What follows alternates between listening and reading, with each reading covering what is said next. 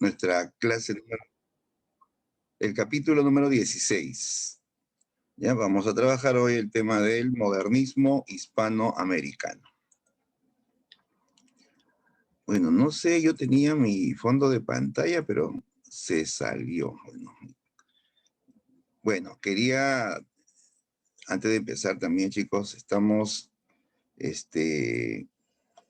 ya empezando nuestras actividades de conmemoración, ¿no? Por el Bicentenario y es importante, chicos, resaltar el evento, ¿no? Son 200 años, pues, ¿no? De independencia.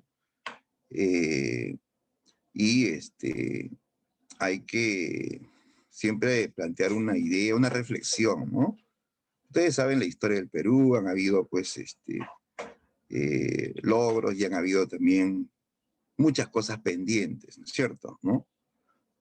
Así es, ¿no? Nos hemos independizado, ¿cierto?, de España hace 200 años, pero hay muchas cosas que faltan por hacer. Justamente esa es la idea, pues, chicos, ¿no? Que esta generación, ¿no?, pueda reflexionar, ¿no?, sobre qué es lo que falta hacer, ¿cierto?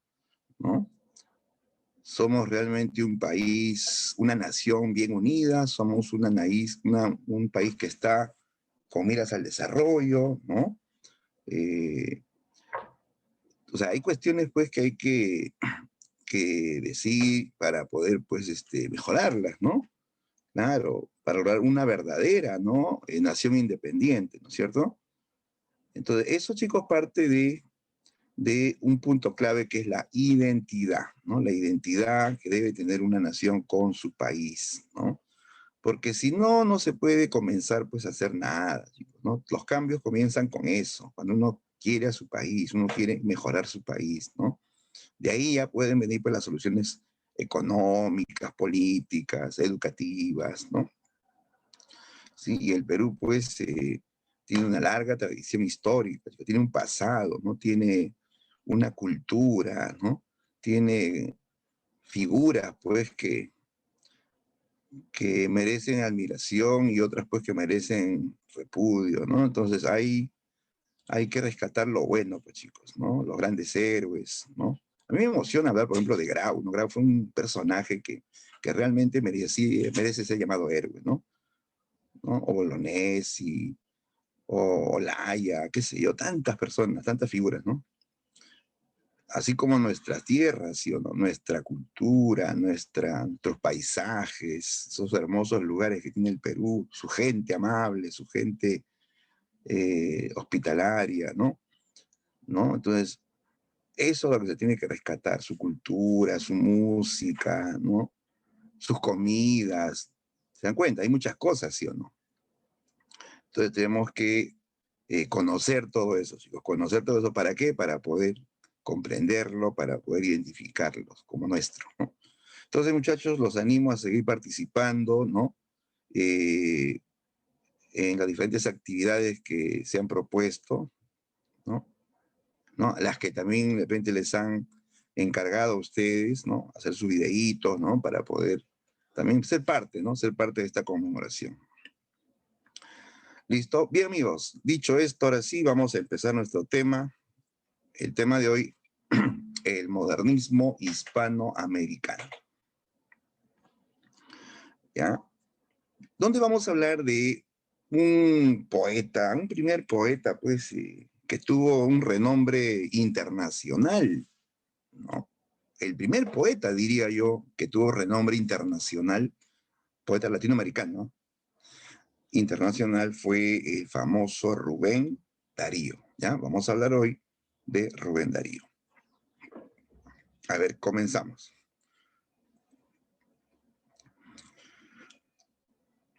Ya, para tener una idea, chicos, del modernismo que vamos a tratar, que es un movimiento esencialmente poético, ¿no? Es una renovación de la poesía en América.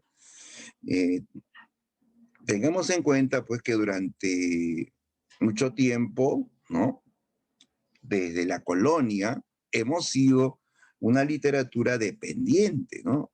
La literatura hispanoamericana, ¿no?, ha sido muy dependiente. ¿Quién era nuestro modelo? ¿A quién copiábamos en literatura desde la etapa colonial. ¿Ah? ¿Quién ha sido nuestra señal, nuestro modelo a seguir, ¿no? ¿España o Francia? España, pues no, lógico. Cuando una es colonia, sigue el modelo de la cultura dominante, ¿no? A nosotros nos ha colonizado, nos ha dominado España. Entonces, desde la colonia se imitaba la poesía española, todos los moles, los tipos de versos, los temas, ¿no?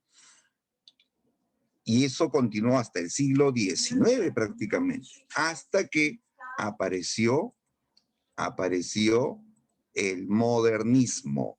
Y mira, el modernismo ya no tiene ese esquema hispanófilo con los versos octosílabos típicos de España. Es una independencia respecto a la influencia española.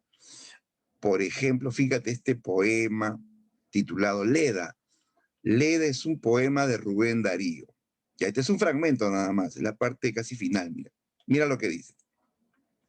Tal es, cuando esponja las plumas de seda, olímpico pájaro herido de amor, y violen las linfas sonoras a Leda, buscando su pico los labios en flor. Suspira la bella desnuda y vencida, y en tanto que al aire sus quejas se van, del fondo verdoso de fronda tupida, chispean turbados los ojos de pan. Este es un poema ya de tono mitológico. Es un poema donde habla de personajes de la mitología griega. ¿Quién fue Leda? Leda, según la mitología, fue una princesa, ¿no? Que estaba, dice, caminando por el bosque y un día se le apareció un cisne espectacular que brillaba, tenía un color blanco brillante, ¿no? Y dice que el cisne abre sus alas y la seduce, la seduce. Y esta princesa se rinde al cisne, pero no era un cisne. ¿Quién era ese cisne? Era un dios que se había transformado, ¿no? A ver, un ratito. ¿No se ve la pantalla, chicos? No, profe. Ah, qué raro, a ver, un ratito.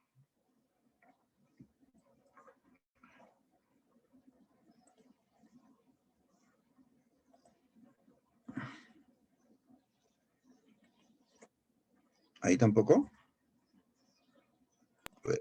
A ver, está cargando, profe. Ahora sí, profe. Ah, ya.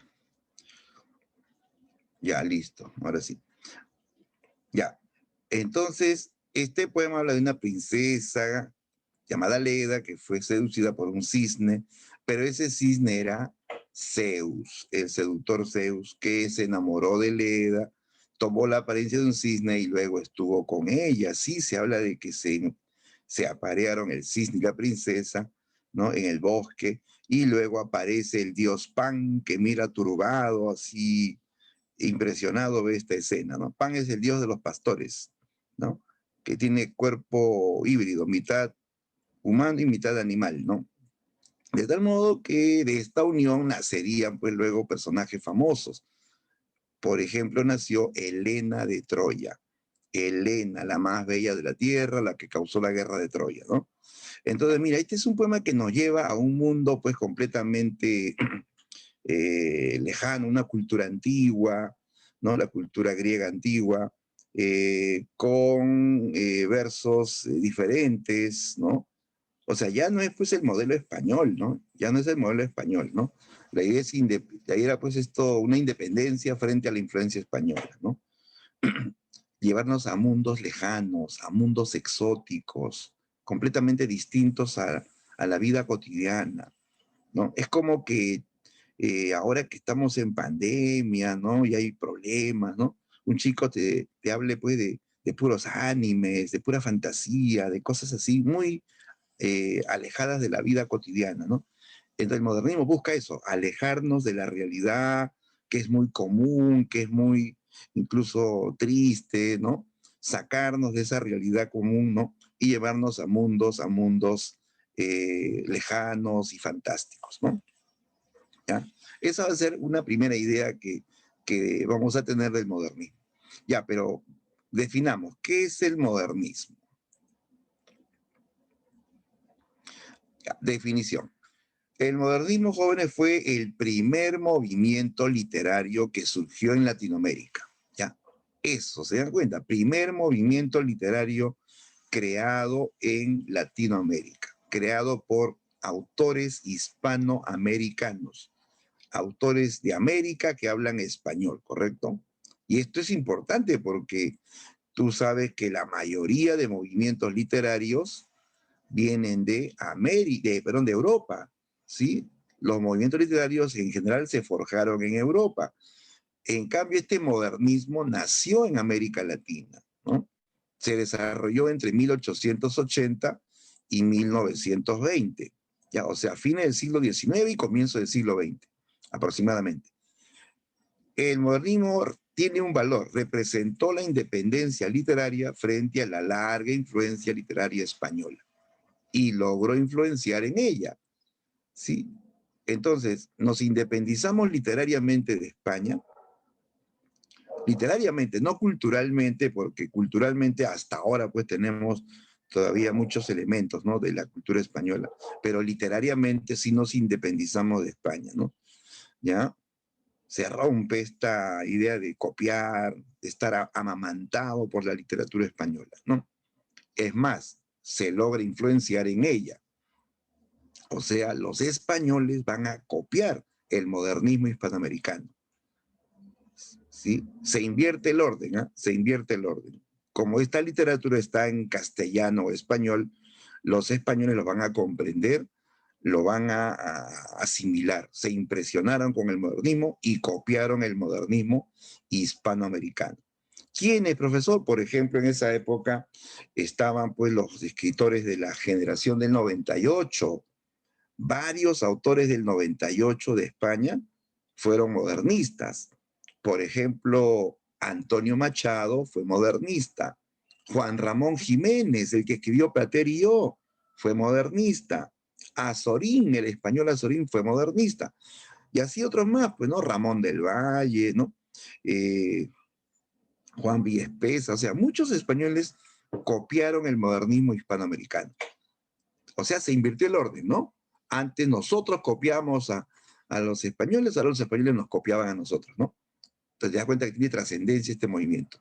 Ahora, los modernistas ya no quieren seguir el modelo español, pero van a seguir otros modelos. Claro, ellos van a mirar sobre todo la poesía francesa. Se van a interesar en la poesía francesa. Decían, basta de lo español, veamos otras influencias. La francesa, la inglesa, la alemana. La que más pesó fue la influencia francesa. De ahí vienen dos escuelas, miren, dos escuelas. Ellos siguieron moldes del parnasianismo y del simbolismo. Ojo con esto que es importante, ¿eh? Los modernistas van a captar algunos elementos del parnasianismo y del simbolismo. A ver, te explico brevemente esto porque esto da pie a otro tema, otra clase, ¿no? El parnasianismo es una escuela poética francesa que le rinde culto a la belleza formal, ya, o sea, le interesa la forma, la belleza física, la arquitectura del poema. El parnasianismo genera poemas de gran perfección, de gran precisión en la forma, en la medida. Todos los versos tienen una medida perfecta, tienen rima perfecta, tienen palabras lujosas, hablan de mitología griega, ¿ya? Eso es parnasianismo. Llama la atención por la belleza de la forma. Estos poemas no expresan sentimientos, no es romántico. Ellos no te conmueven por sus sentimientos, ¿no? Te conmueven o te llaman la atención por la perfección de la forma, ¿ya? Por la arquitectura física del poema, ¿ya? El otro es el caso del simbolismo, que también es escuela francesa. El simbolismo aporta la idea de la musicalidad, que los versos suenen bien, que tengan ritmo, que tengan acentos fuertes y pausas al mismo tiempo, ¿no? Y aparte se llama simbolismo porque tiene un lenguaje sugerente. O sea, el poeta ya no te dice las cosas directamente, sino las sugiere para que tú las descubras. O sea, es un tipo de lenguaje indirecto que tiene que ser descubierto o interpretado, ¿no? Entonces, se crean símbolos que el lector va a tener que interpretar. Por ejemplo, el símbolo más típico de los modernistas es el cisne. ¿Qué simboliza el cisne? A ver, ¿quién nos puede decir qué simboliza un cisne? Ajá, muy bien, la elegancia, así es, ¿no? La estética, ¿no? La belleza, exacto, ¿no? Los cisnes simbolizan la belleza, la elegancia, la perfección estética. Claro, porque el cisne es un animal hermoso, ¿no? Su cuerpo es esbelto, su cuello largo en forma de S, ¿no? Y no es un ave común, ¿ah? No es un ave común. O alguien tiene en su casa, en su corral, un cisne. De repente tienes un pato, un pollo, ¿no? Pero un cisne, así nomás, pues no se ve, ¿sí o no? En un parque, de repente, en una laguna azul, hermosa, ¿no? Pero es un animal muy elegante, ¿no? Entonces, ellos van a plantear al cisne como el símbolo de la belleza, ¿no? Entonces, muchachos, el modernismo es un movimiento latinoamericano, está integrado por autores de América que hablan castellano, también van a haber españoles, ¿no? Pero que van a seguir ahora moldes franceses, ¿no? Principalmente moldes de la poesía francesa, ¿no? Listo. Ahora, este movimiento nace en un contexto, chicos, en un contexto histórico y cultural que abarca desde fines del siglo XIX hasta las primeras décadas del siglo XX. ¿Qué pasaba histórica y culturalmente? Mira, desde fines del siglo XIX, nuestros países hispanoamericanos eran todavía sociedades atrasadas, ¿sí? Éramos todavía países que estábamos pues en un ambiente eh, lleno de conflictos, ¿no? Después de que se independizó el Perú, pues hubo muchos problemas, habían caudillismos, habían guerras internas, ¿no? Había mucha desunión, entonces eso no permitía el desarrollo, pues chicos, no permitía el desarrollo, ¿no? En América, pues la mayor parte de los países tenían un mundo rural, ¿no? Con capitales donde habían minorías de criollos, ¿no? Pero las grandes zonas pues estaban pues en el atraso, una vida campesina, donde no había pues progreso, no había educación, ¿no? No había buena vida, digamos, ¿no? Entonces, en esta época comienzan a llegar capitales externos, sobre todo capitales norteamericanos, ¿ya? Los norteamericanos van a como que querer invertir, ¿no? En países de América, lógicamente con el plan, pues, de llevarse sus materias primas, de controlar sus economías, de que nos volvamos dependientes de ellos, ¿no? El hecho es que entran fuertes capitales norteamericanos, ¿no? Y esto genera modernización, sobre todo de las ciudades. Se modernizan las ciudades, se moderniza Lima, Buenos Aires, Santiago de Chile, Caracas, ¿no? De tal modo, pues, que eh, la sociedad se vuelve más urbana, digamos, ¿no? La gente incluso comienza a migrar del campo a la ciudad, ¿ya? Es la época en que aparecen también, pues, los primeros autos, los primeros aviones, el cine, ¿no? O sea, hay una suerte de modernización de la vida, ¿no? ¿Ya?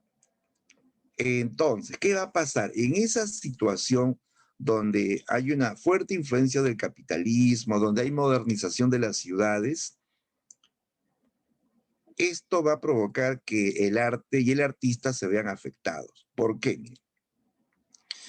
Porque surge una sociedad, pues, esencialmente materialista, una sociedad utilitaria, donde solamente se valora lo útil, donde solo se valora lo que a ese grupo le interesa, pero ya no se valora lo demás, solamente lo que les parece útil, ¿no? Para que tengan una idea de este espíritu utilitario, ¿no? Por ejemplo, a ver, en el caso de los estudiantes, ¿no? Hay chicos que dicen, yo voy a postular a la uni. Entonces, como voy a la uni, lo que me interesa son las matemáticas. Y se pone a estudiar matemáticas y no le interesan las letras, ¿no? ¿Ya? Porque a mí me van a preguntar más matemática, física y química. Entonces se pone a estudiar eso nada más, porque eso es lo útil, ¿no es cierto? Lo que más le van a preguntar. Y a lo otro que no es tan, no tiene tanto peso, dice él, ¿no? Eso no lo voy a estudiar. No voy a estudiar historia, literatura, filosofía, no, economía. No, eso no lo voy a estudiar. Él tiene pensamiento utilitario. Pero ¿será cierto que eso otro no tiene utilidad? Chicos, todos los que van a la uni saben matemáticas. Lo que menos saben es letras. Y por eso es que no ingresan. Y los que ingresan es porque saben las dos cosas. ¿Sí o no? Ya, pero quiero ver a la idea. ¿Se entendió la idea? O sea, el pensamiento utilitario es solamente me interesa lo útil, lo que a mí me va a servir y lo que él cree que no, que a él le va a servir, ¿no? Entonces, eso también es ser utilitario. Y en el arte, ¿cómo es en el arte? El arte, chicos, para muchos no tiene utilidad, ¿no? En una sociedad materialista, utilitaria, el arte no tiene utilidad. ¿Para qué sirve la pintura, la música, la literatura, ¿no? La escultura? No. Dicen, no, eso no es tan útil, dicen, ¿no? Por ejemplo, en estos tiempos de pandemia, chicos, cuando la gente ha sacado su AFP, cuando le han dado plata, ¿se han comprado un cuadro bonito o se han comprado una tele, un pantallón? ¿Qué prefiere la sociedad, chicos? ¿No? Y todavía en esta situación de pandemia, ¿no? Se han comprado tremendos televisores, claro, eso es lo útil, pues, profe, dice, ¿no? Y, claro, pero depende, pues, de la cultura también, ¿no? Hay otros que se han comprado cuadros, se han comprado libros, ¿no? Todo depende también, ¿no? Del grado cultural, ¿no? Ya, entonces, la sociedad se vuelve utilitaria, solamente valora lo útil, lo práctico, pero el arte quedó de lado, el arte se vio afectado. En una sociedad así, la obra de arte también se transforma en mercancía, o sea, tiene que competir en una sociedad de mercado. Y como la sociedad es utilitaria, ese arte no va a ser aceptado, no va a ser valorado, no va a ser comprendido, ¿no? El pintor hace sus cuadros, acumula cuadros, nadie le compra sus cuadros, ¿no? El poeta escribe sus poemas, el escritor hace su novela, y ahí están los libros y no son consumidos, ¿no? Y en esta época, chicos, el arte o el artista ya no es protegido por el mecenazgo. Antes, ¿se acuerdan? Desde el Renacimiento, todos los artistas tenían su mecenas, ¿no? Tenían sus protectores, gente de la nobleza o del clero también, habían papas, reyes que protegían a los artistas, a los pintores, a los escritores. Ellos tenían vida cómoda, hasta tenían un pago, ¿no? Tenían todo el tiempo libre para crear arte, ¿no? Pero pregunto, ¿actualmente existen mecenas? Ya no. El poeta está solo, el artista está solo, ya no está protegido por ningún mecenas. Entonces tiene que poner su obra en el mercado, tiene que ofrecerlo, tiene que venderlo, ¿no?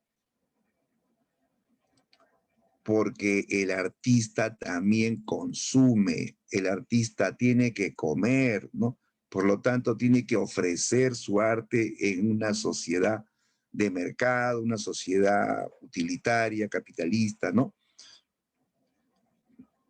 Y la gente no le quiere valorar, ¿no? Porque piensan que el arte no tiene utilidad, pues, ¿no? Es así, chicos, ¿no? Pero el arte no es que no tenga valor, tiene que ser valorado, ¿no? Hay que quitarse esa mentalidad de que hazlo por amor al arte. No, ¿cuál amor al arte, chicos? El escritor tiene que comer, el artista tiene que comer, no es que algo por amor al arte, ¿no? A veces pasa en la casa también, ¿no?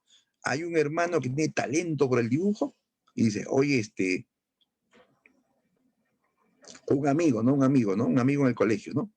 Tiene talento, es un gran dibujante, oye, hazme un dibujo, pues, para mi trabajo, mis, ¿no?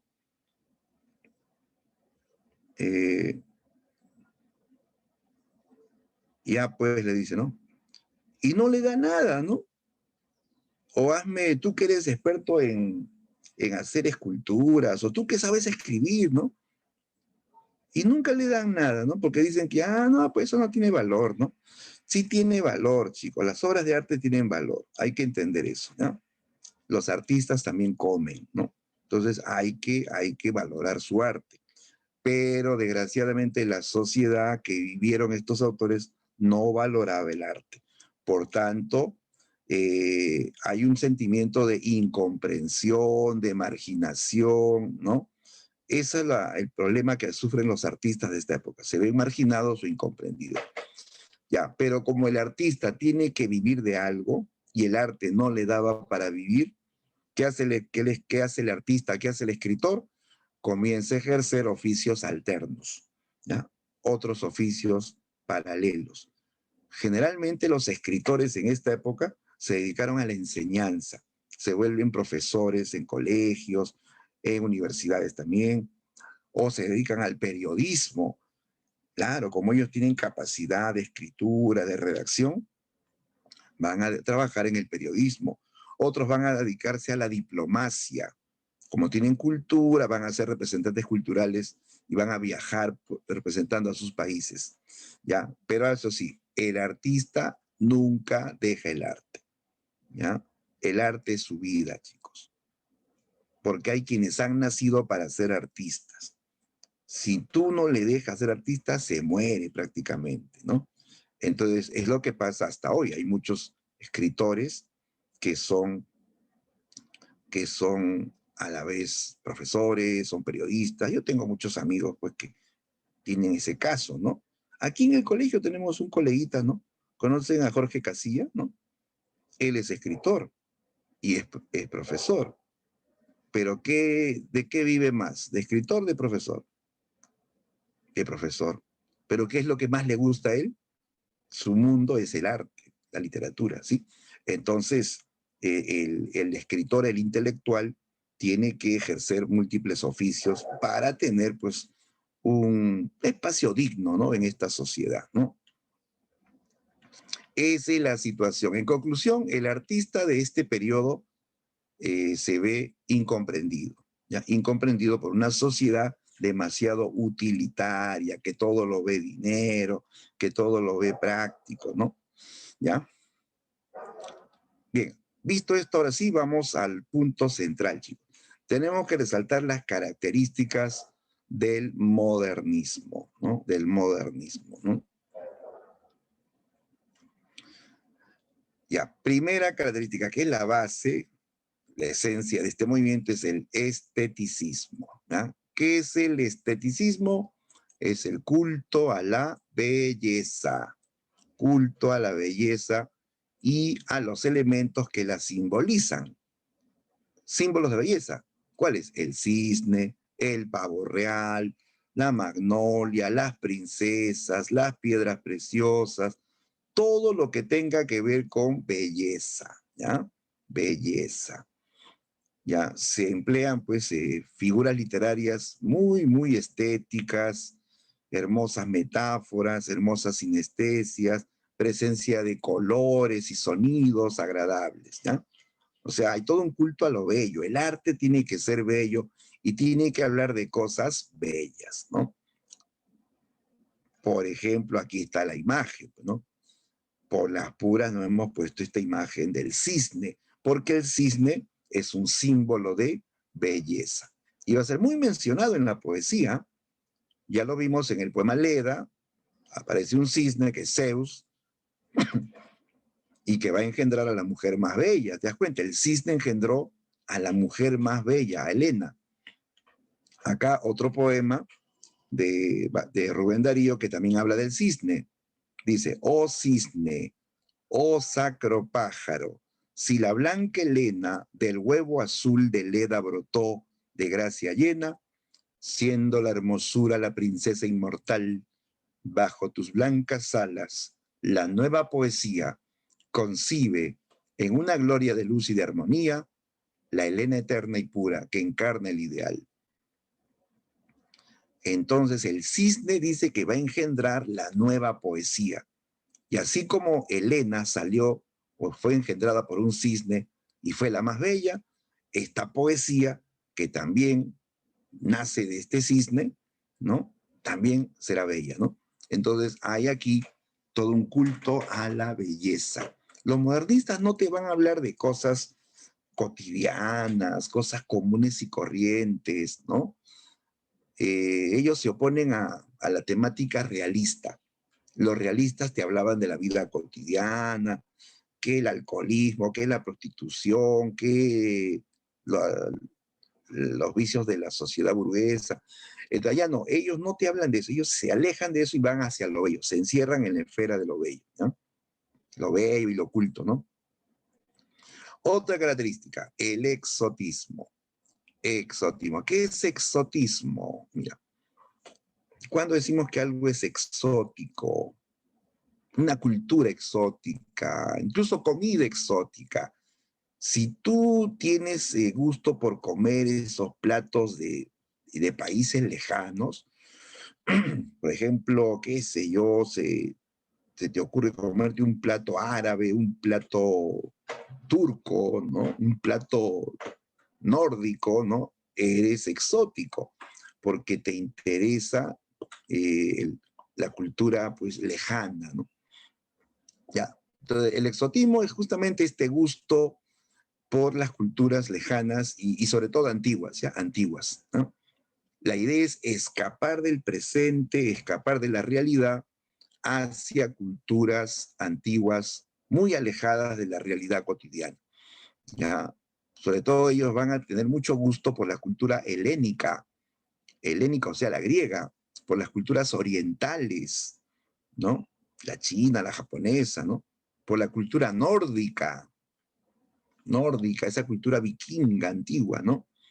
¿Ya? Entonces, exotismo es fugar de la realidad y buscar la belleza en culturas lejanas, culturas muy lejanas, ¿no? A ver, por poner una situación cercana. Por ejemplo, han visto pues que en Disney, series, esas películas animadas de Disney, en los últimos tiempos tienen que ver con esto. Películas como, a ver, como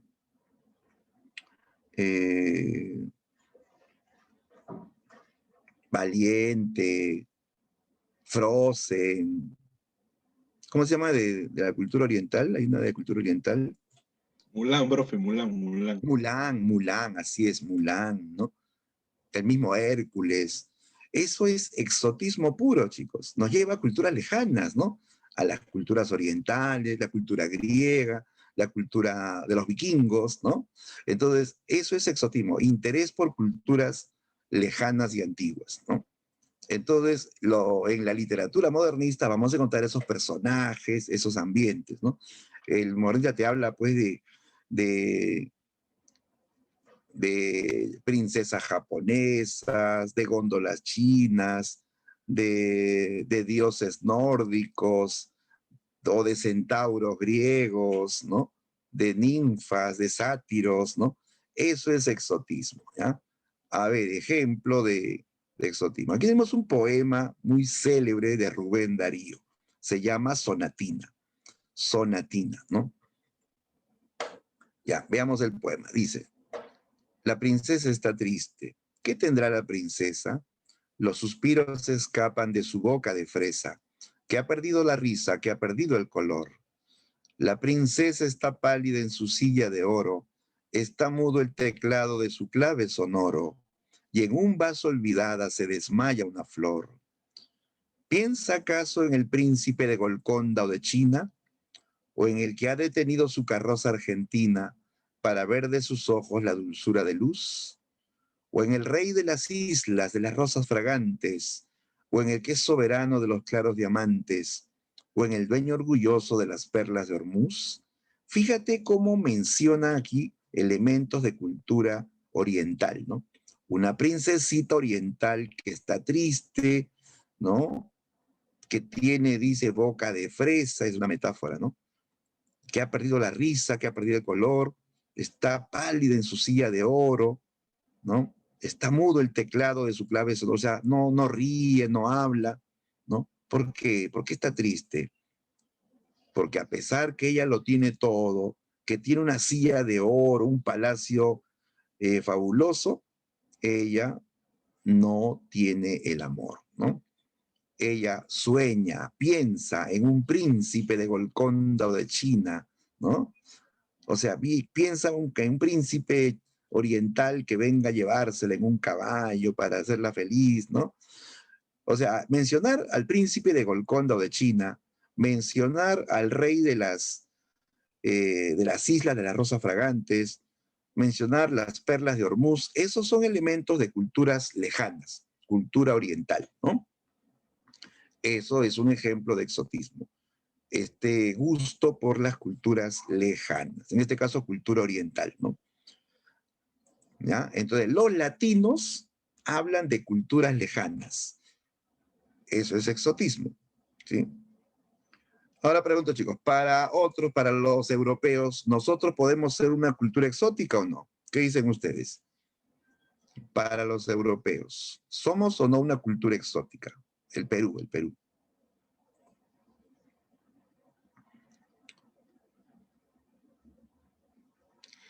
Claro, porque como somos para ellos una cultura diferente, cultura extraña o lejana, podemos ser exóticos, sí, aunque no lo crean, para Europa el Perú es un país mágico, hasta mítico, ¿no? Por eso que vienen mucho los turistas al Perú, ¿no? Incluso algunos dicen la idea, en el Perú hasta te puedes hacer rico, ¿no? Con lo que hay ahí, ¿no? Hay tesoros, hay posibilidad de hacer empresas, ¿no? Entonces tienen esa mirada del Perú, ¿no? Que es un país exótico, ¿no? ¿Ya?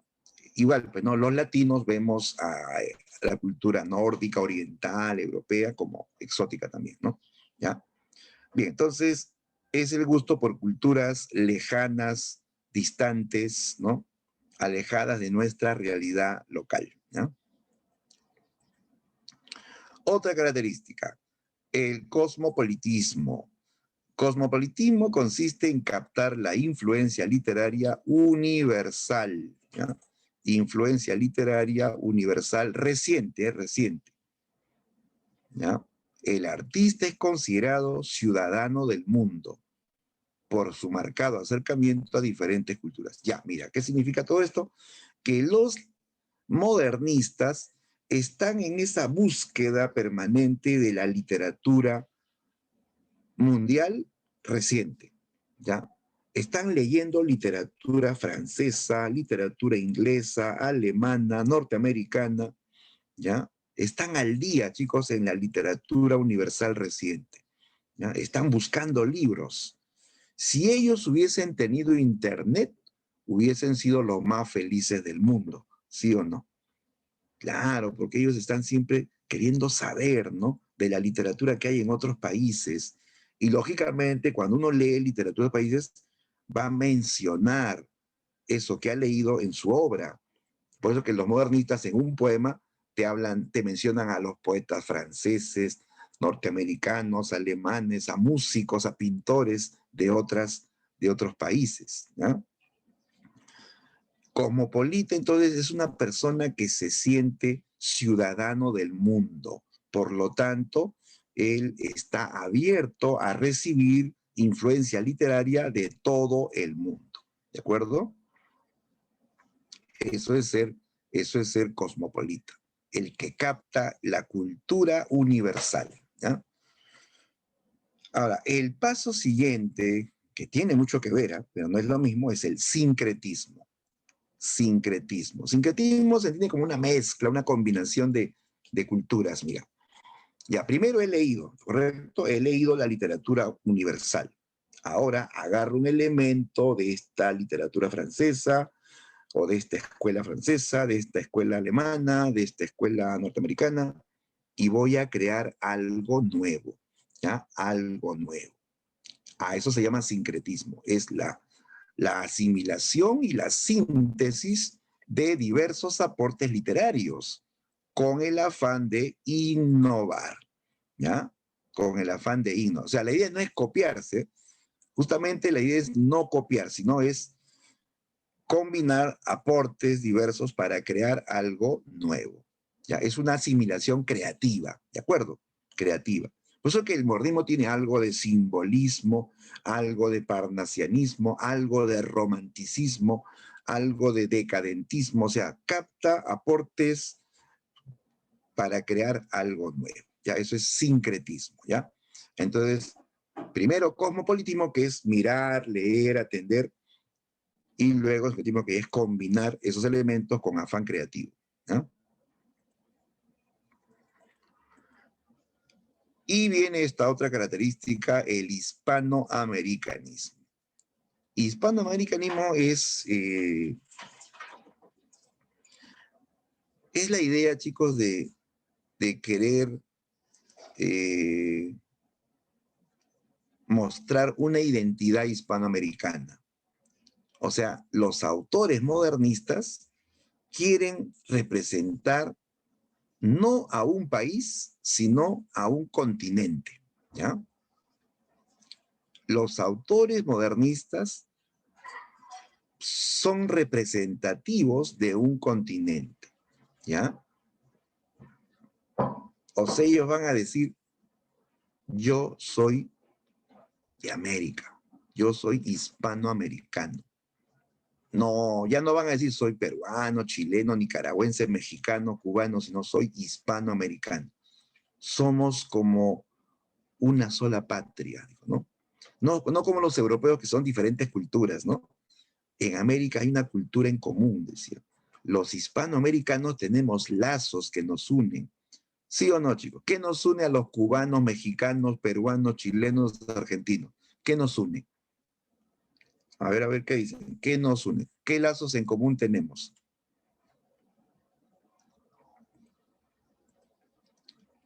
Lógico, primero la lengua. Todos hablamos lengua española. Cada uno con su propio dejo, pero todos hablamos lengua española. Y tenemos un pasado en común. Todos fuimos colonia de España. Tenemos ese mestizaje cultural y racial, ¿no? De lo hispano y lo autóctono, lo nativo, ¿sí o no? Por eso nos sentimos hermanados, ¿no? Entonces, en esta época los poetas se comunican, se escriben cartas, y todos dicen que vamos a crear una identidad hispanoamericana. Rubén Darío decía siempre, yo soy hispanoamericano. Aquí en el Perú, José Santos Chocano, el poeta modernista del Perú, dijo, soy el cantor de América, autóctono y salvaje. No dijo, soy el cantor del Perú, soy el cantor de América. O sea, esa es la idea, pues transmitir la idea de una patria continental, que ellos representan no a un país, sino a un continente. ¿De acuerdo? Esa es la idea del hispanoamericanismo. Muy bien. Entonces, esas son las 5 características del modernismo, ¿ya? Esteticismo, exotismo, cosmopolitismo, sincretismo y americanismo, ¿ya? Las 5 características claves del modernismo. Vamos ahora sí a hablar del autor clave de este tema, ¿ya? La estrella del modernismo fue Rubén Darío, ¿ya? El gran Rubén Darío. ¿Quién fue Rubén Darío? Sin duda, él es el primer escritor hispanoamericano que alcanzó prestigio internacional, ¿ya? Internacional, a tal punto que fue el primer poeta que pudo vivir de la poesía. Y eso es algo, pues, insólito. ¿Se puede vivir de la poesía? ¿No? ¿No? Tú escribes poemas y de eso puedes vivir. Eso, ocurre en casos excepcionales, ¿no? Como le pasa pues a algunos escritores modernos, como Vargas Llosa. Vargas Llosa vive o no de la literatura. Él vive de la literatura, pero él tiene pues renombre internacional, pues, ¿no? Y Darío también tuvo ese renombre internacional y pudo vivir de su arte. Claro que aparte tenía otros oficios, ¿no? Pero el arte sí le dio, digamos, ganancia, ¿no? ¿Ya? Fue un autor internacional. Y sobre todo Darío fue pues el fundador indiscutible, ¿eh? El fundador y más importante representante del modernismo, ¿no? Como vamos a ver luego, él inicia el modernismo con la publicación de un libro, de un título así cortito, simple, pero simbólico, ¿no? El libro Azul, ¿ya? Él inicia el modernismo con la publicación de su libro Azul, ¿ya? Que ahí lo vamos a comentar en el siguiente punto. A ver, Darío nació en Metapa, una ciudad que queda en Nicaragua, ¿no? Y que actualmente se llama Ciudad Darío. En su honor a su pueblo le cambiaron el nombre y le pusieron su nombre, Ciudad Darío, ¿ya? Aunque ese no era su nombre real, su nombre verdadero, su nombre de pila fue Félix Rubén García Sarmiento, ¿ya? Félix Rubén García Sarmiento, pero conocido siempre como Rubén Darío, ¿ya? Firma como Rubén, ese es su nombre artístico, Rubén Darío, ¿ya? ¿Por qué Darío? Porque eso dice que era una tradición familiar. El patriarca de esta familia, que era en este caso su abuelo se llamaba Darío García. Darío García. Dice que era la costumbre llamar a la familia según el nombre del patriarca. Como el patriarca era Darío, esa familia que él tuvo era llamada los Daríos. Los Daríos. ¿Ya? Y cuando vienen los nietos, se continuó la tradición. Ellos también eran descendientes de Darío, los Daríos, ¿no? ¿Ya? Entonces, eso quedó pues como que al final se vuelve algo así como el apellido, ¿no? El apellido de la familia, los Daríos, ¿no? Así como los García, los López, ¿no? Los Pérez, ¿no? Entonces, él va a, como que siguiendo esa tradición, va a utilizar como nombre artístico Rubén Darío, ¿ya? Rubén Darío. Desde muy jovencito él se dedica a la poesía. A los 13 años, él ya era poeta conocido en su país. Dice, tenía una memoria prodigiosa. Él podía memorizar poemas extensos, ¿no? Dicen que a los 3 años ya sabía leer y escribir. A los 3 años sabía leer y escribir, ¿no? Y de niño nomás ya era conocido poeta en su país. A él lo llamaban a eventos, a ceremonias, cuando venían visitas de extranjeros ilustres, a él lo llamaban para recitar a esos invitados, ¿no? Entonces ya de chiquito ya tenía esos roces, pues, ¿no? Incluso con presidentes, con diplomáticos, con ilustres invitados, ¿ya? Ahora, Darío vive en Nicaragua hasta cierta edad y luego sale de su país, ¿no? A los 18 años sale de su país y se dirige a Chile, ¿ya? ¿Por qué sale de su país?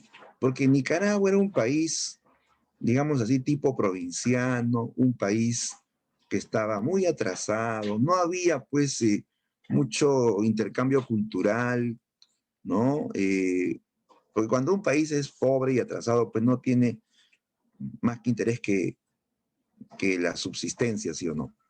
Entonces Darío en Nicaragua no encontraba pues la cultura necesaria para avanzar como escritor. En cambio, en Chile, en Argentina, sí había esa modernidad, había ese intercambio cultural, habían llegado incluso escritores de otros países a Chile y Argentina en esos tiempos, ¿no? Y él, pues, en Chile, va a tener la suerte de contactar con intelectuales que le van incluso a compartir sus libros, que le van a dar acceso a bibliotecas donde él va a poder leer a autores de todo el mundo, ¿ya? De todo el mundo.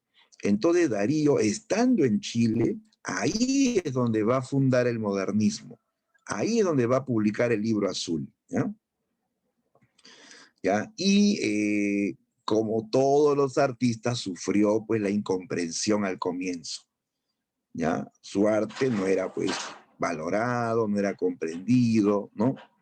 ¿No? Más que por una minoría, ¿no? Las grandes mayorías no valoraban el arte de Rubén Darío, ¿no? Porque hay que decirlo, el pueblo en general tiene gustos comunes y corrientes, ¿no? No tiene gustos culturales, digamos. Es así, pues chicos, ¿no? Es cierto eso, ¿no? Solo los que son más instruidos, ¿no? Ellos sí se interesan por leer o apreciar obras de arte, ¿no? ¿No? Ya, pues entonces, Darío va a tener que trabajar en otros oficios. Él fue profesor, él fue periodista, y por sus gustos así exquisitos y cultos, ejerció también cargos diplomáticos. Él va a viajar por muchos países como diplomático. Él estuvo en casi todos los países de América, estuvo en Guatemala, Nicaragua, Puerto Rico, estuvo en México, estuvo en Argentina, en Chile, estuvo en España, estuvo en Francia. Fue un viajero, ¿sí? Un viajero incansable, ¿ya? Y a donde iba, iba llevando su arte. Y como ya se hace internacional, ya pues es famoso, ¿sí o no? Y él sí comienza pues a vivir de la poesía, de lo que escribe, incluso hace recitales, se reúne con otros poetas de diferentes países, se reúne con presidentes. A él le gustaba mucho ese mundito, ¿no? Ese mundo del poder, del lujo, ¿ya? Y su vida pues se va tornando así bien, bien cortesana, de grandes celebraciones, de grandes derroches, ¿no? Su vida fue cortesana, ¿no? Siempre al lado de ese mundito aristocrático, ¿no? Sus temas favoritos en la poesía y en el cuento está el erotismo, como el poema Leda, se llama que es erótico, el cisne y la princesa, la belleza, lógico, el amor, el sentido de la vida en algunos poemas, ¿no? ¿Ya? También Darío, aparte de poesía, hizo prosa, hizo narrativa, ¿ya? Mayormente cuentos. Y en su prosa él va a hablar de la situación del artista en la sociedad capitalista. ¿Cuál era la situación del artista? Estaba marginado, estaba incomprendido, ¿ya? Entonces, ese va a ser un tema clave de sus cuentos, el artista incomprendido en la sociedad moderna, ¿no? Luego de recorrer muchos países, tanto de América como de Europa, luego de conocer a muchos escritores del mundo, incluso él conoció a su ídolo.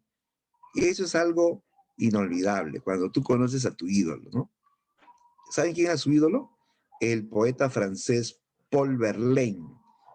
Paul Verlaine era el maestro de maestros de la poesía francesa, poeta simbolista, ¿no? Y Darío viajó a Francia con el único objetivo de conocerlo. Y lo encontró a Verlaine, que era un legendario poeta francés, que ya estaba en su época de decadencia, ya estaba viejo, incluso estaba medio loco, pero lo conoció, y salió feliz de Francia porque pudo hablar con su ídolo, ¿no? Con Paul Verlaine, ¿no? Ya, y ya pues de así, ¿no? Conocí a muchos escritores del mundo, españoles, mexicanos, argentinos, chilenos, de todos los países, ¿no? Luego de recorrer el mundo, llevando su arte, ¿no? Siendo admirado, aplaudido, ¿no? Vuelve a su país para finalmente morir en la ciudad de León, en Nicaragua, en 1916. murió víctima de cirrosis a raíz de su adicción al alcohol. Sí, Darío era muy bebedor, como paraba de fiesta en fiesta, y esas fiestas eran pues así, esas fiestas aristocráticas con gran derroche, ¿no? Donde Darío pues comienza pues ya pues a volverse dependiente del alcohol, ¿no? Eso fue lo que lo mató, chicos. Ese fue su gran defecto, dice, ¿no? Porque quienes lo conocieron, cuando murió Darío mandaban cartas pues a Nicaragua. Todos hablaban muy bien de él. Decían, era un hombre esencialmente generoso, un hombre bondadoso. Su problema fue el alcohol, dijo, ¿no? Y eso lo llevó pues a la muerte finalmente, ¿no? Le da cirrosis y muere víctima de cirrosis en 1916, ¿no? Bien, esa es la vida de Rubén Darío, ¿no? Hablemos de su obra, chicos, su obra. Ya, bueno, menos que tenemos un poema de Rubén Darío, un poema para que noten, pues, del modernismo de Rubén Darío. Aquí vas a notar el esteticismo, el exotismo, el cosmopolitismo, ¿ya? El cisne de Rubén Darío. A ver, ¿quién puede leer el poema El cisne de Rubén Darío?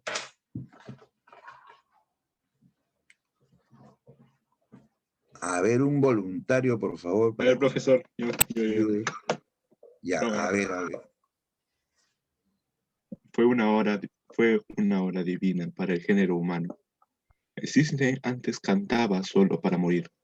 Cuando se oyó el acento del cisne wagneriano, fue en medio de una aurora, fue para revivir. Sobre las tempestades del humano océano se oye el canto del cisne. No se cesa de oír.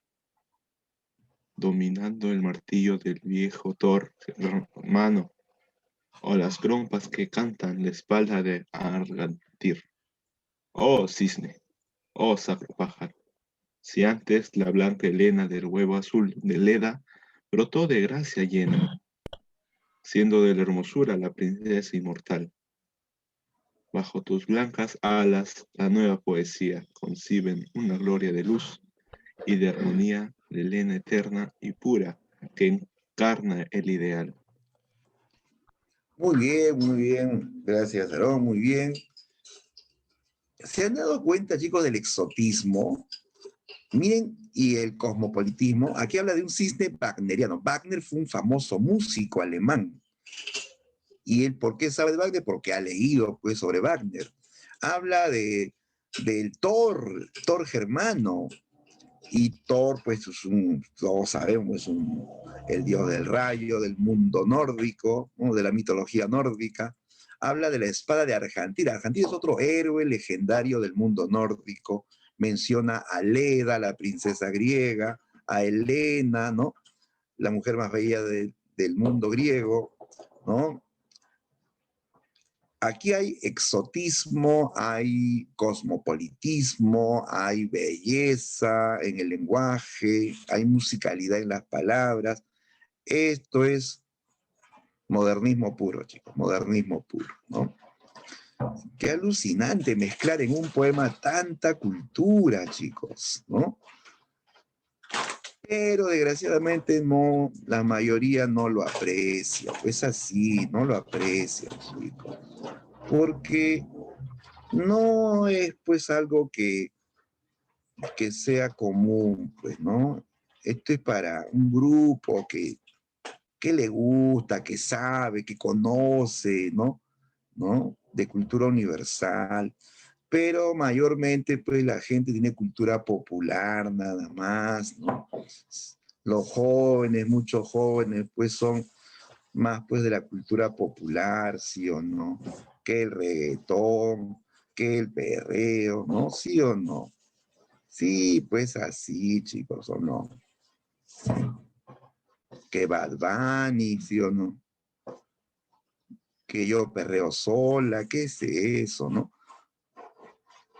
O sea, no es un arte, digamos, esto de acá no es un arte popular, chicos, esto es un arte aristocrático, ¿ya? El modernismo es así, porque quien no sabe quién es Wagner, quién es Thor, quién es Helena, quién es Leda, no le va a dar sentido al poema. No le va a gustar, no lo va a entender, ¿no? Entonces, el modernismo es un arte elitista, es elitista, por una minoría intelectual, digamos, ¿no? Entonces, el modernista tenía ese problema, chicos.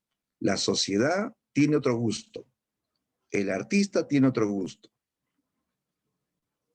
Cuando ellos llevaban sus poemas a las empresas, decían, oye, esto no se va a vender, ¿eh? Esto nadie te va a comprar. Escribe algo que le guste al pueblo. A la gente le gustan las cosas cotidianas, las cosas comunes y corrientes, las cosas que vendan, pues, le dicen, ¿no?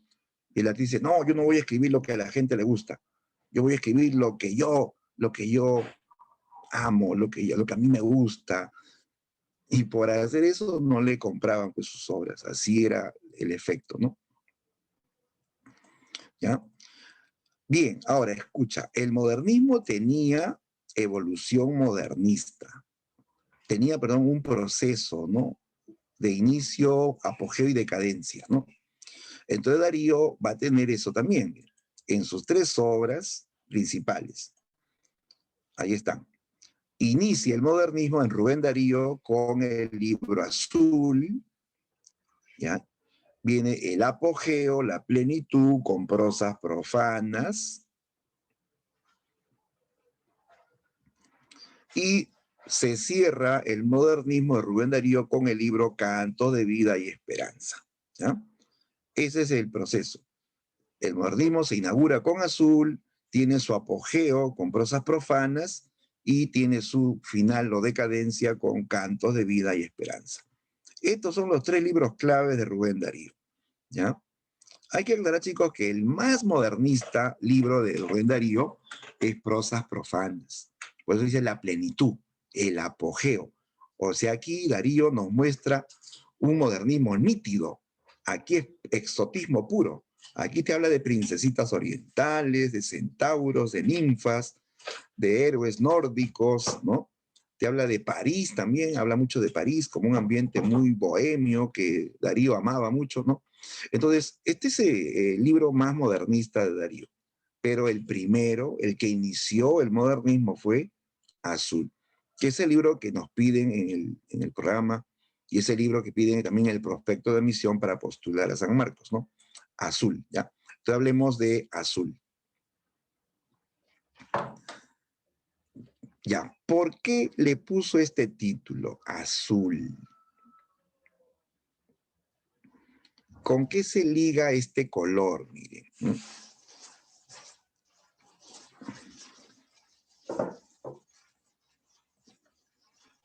Claro, con el cielo, con el mar también, ¿no? Ajá, así es. Azul tiene que ver con la naturaleza, ¿no? Con el cielo, con el mar, ¿no? ¿No? Entonces, en honor a esta naturaleza marina y celestial, le puso así Darío a su obra, Azul, ¿ya? Azul es un libro clave en la historia literaria de América porque con este libro se inauguró oficialmente el modernismo, ¿ya?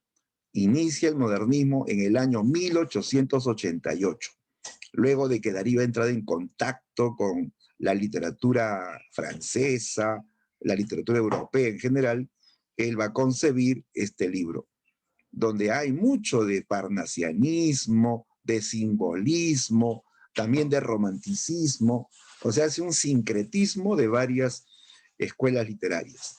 Ya, ahora, este libro se publicó en Valparaíso. ¿Dónde queda Valparaíso? ¿Ah? ¿Dónde queda Valparaíso? En Nicaragua. No, no es en Nicaragua.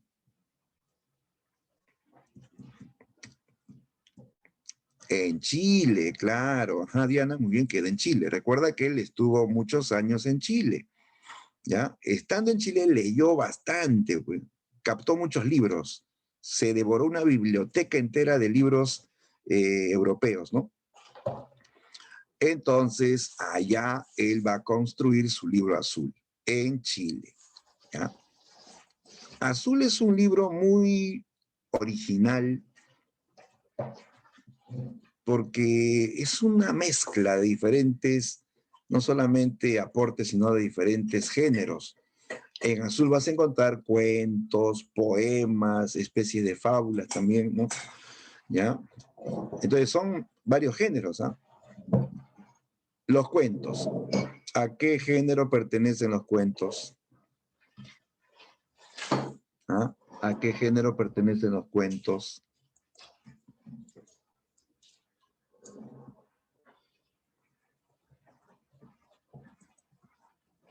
Bueno, puede decir narrativo o también épico, no hay problema. Narrativo o épico, las dos cosas valen, ¿no? O sea, se aceptan. ¿Ya? O sea, escribe en prosa, escribe, ¿no? Usando la narración. Pero también, como hay poemas, tú sabes que los poemas pertenecen al género lírico y están escritos en verso, ¿no? Entonces aquí combina el verso, la prosa, lo épico con lo lírico, ¿no? Es un libro muy heterogéneo. A ver, los poemas. Los poemas de Azul todavía tienen influencia romántica y afán estético, ¿ya? ¿Por qué? Porque Darío aquí le canta al amor, le canta a la naturaleza, a la sensualidad, como lo hicieron los antiguos románticos, ¿ya? Todavía tiene estilo romántico, pero también ya tiene algo de modernista por el afán estético, por algo de exótico, ¿no? Pero pesa todavía la influencia romántica, ¿ya? En esta parte del libro destaca la sección El Año Lírico, ¿ya? El Año Lírico es un grupo de poemas que le canta a las estaciones del año. Los títulos son evidentes, ¿no? Hay un poema que se llama Primaveral, Estival, que es el verano, Autumnal, que es el otoño, Invernal, ¿no? Ya alude a las 4 estaciones del año. A ese conjunto de poemas se le llama año lírico, el año lírico, ¿no? Pero lo que más resalta en el libro azul son los cuentos. Estos sí tienen carácter más modernista, los cuentos de Azul, ¿ya? Ahí se nota mejor el modernismo. Porque, repito, en los poemas todavía más pesa la influencia romántica, ¿ya? Los cuentos de Azul. ¿Cómo son los cuentos de Azul? Mira. Estos cuentos, jóvenes, parecen poemas, sí, tienen tanta belleza verbal, tanta elegancia, que estos cuentos parecen poesía. Usa el lenguaje de la poesía. Hay metáforas, hay sinestesias, hay epítetos, hay sonoridad verbal, hay subjetividad, como si fuese poesía. Uno está leyendo el cuento y parece que está leyendo un poema. Por ejemplo, hay un cuento que se llama A una estrella, donde dice, oh princesa del divino imperio azul, ¿no? Así comienza, ¿no? Oh princesa del divino imperio azul. Y eso es una metáfora. El imperio azul es el cielo, y la princesa de ese imperio azul, de ese cielo, es una estrella. Es como decir, oh estrella, ¿no? Pero él dice, oh princesa del divino imperio azul. ¿Te das cuenta? Usa el lenguaje poético. En la narración usa el lenguaje de la poesía, ¿ya? Tiene belleza, tiene elegancia. Y en cuanto al tema, aquí se trabaja el tema central del artista marginado en la sociedad moderna, que es pues típicamente utilitaria, materialista, capitalista, ¿no? ¿Ya? Ese va a ser el tema recurrente de varios cuentos de este libro. A ver, veamos algunos casos. Ya, aquí tenemos el caso del cuento El Rey Burgués, ¿no? El Rey Burgués. Ya, este es un cuento que nos muestra claramente el tema del artista marginado. Aquí habla de un rey burgués. ¿Por qué burgués? Porque dice que tiene mucha riqueza, tiene mucho poder, ¿no? Un rey que tenía un palacio fabuloso hecho completamente de mármol, con hermosas graderías de mármol, leones de mármol en la entrada, rodeado de jardines exteriores e interiores, con salones impresionantes, donde habían objetos de arte, acumulaba hermosos cuadros, el rey acumulaba hermosas esculturas, ¿ya? Dirá, ¿qué profe? ¿Era un rey artista? No, amigos, era un rey burgués. O sea, él acumulaba obras de arte para demostrar su poder, que él podía comprarlo todo, y para dar a entender que sabía algo de arte, pero en realidad no sabía nada, no sabía nada, solamente como para cuidar las apariencias. Ah, ya, tiene cuadros, esculturas, tiene libros, debe ser un conocedor del arte, ¿no? Pero no, él no sabía nada de arte. Él podía tener un cuadro de Van Gogh, de Picasso, de Da Vinci, pero no sabía quién era Van Gogh, quién era Picasso, quién era Da Vinci. Menos sabía cuál era el significado de ese cuadro. Simplemente lo tenía porque esas obras adornaban su palacio. Era útil para eso, para adornar nada más su palacio, ¿no? ¿Ya? Tenía él una corte inmensa de aduladores, ¿no? Tenía su harén de mujeres desnudas de todas las razas, blancas, rubias, morenas, ¿no? Orientales, ¿no? Tenía sus filósofos que le enseñaban de la vida, ¿no? Tenía sus gramáticos que corregían todos los escritos, ¿no? Tenía sus oradores, tenía sus maestros de equitación, tenía sus bufones y arlequines que le hacían reír, ¿no? Toda una corte de aduladores, ¿no? El rey en su trono con sus trajes de oro, con sus carrozas tiradas por muchos caballos, ¿no? Un rey poderoso, ¿ya? Pues bien, a este palacio formidable donde vive el rey burgués llega un poeta, ¿ya? Un poeta. Lo han encontrado en la puerta del palacio, ¿ya? Y entonces lo llevan ante el rey. Los guardias le dicen, Su Majestad, hemos encontrado a este hombre en la entrada. Dice que es un poeta. Y el rey se queda sorprendido. ¿Poeta? ¿Qué es eso? Yo tengo filósofos, tengo gramáticos, tengo oradores, tengo bufones arlequines. No tengo poeta. Tráiganlo ante mí. Dijo, ¿no? Y el rey comenzó a preguntarle, ¿qué sabes hacer tú? Le dice, ¿no? Y el poeta le dice, ¿no? Poesía. ¿Poesía? ¿Y para qué sirve eso? Y el poeta lo queda mirando y le dice, Señor, tengo hambre. He caminado muchos días. ¿Puede usted ser mi protector? ¿Acogerme en este palacio? ¿No?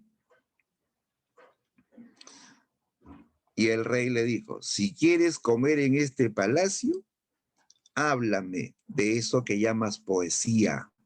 Habla y comerás, le dijo, ¿no? Y el poeta comenzó a explicarle, pues, ¿no? Primero le dijo que él había huido de la ciudad, ¿no? Dice, he huido de la ciudad malsana, donde los versos se prostituyen, ¿no? Me he sumergido en la naturaleza, en los bosques, en los ríos, en los lagos. Me he sumergido en las aguas del mar y he emergido como un semidios olímpico, como un ángel soberbio. Hace tiempo, Señor, que yo canto el verbo del porvenir, ¿no? El ideal, le dice, ¿no? La poesía, Señor, no está en los fríos envoltorios de mármol de este palacio. La poesía no habla en burgués. La poesía no viste pantalones. La poesía no le pone todos los puntos a las íes, ¿no? Es un arte augusto, un arte noble.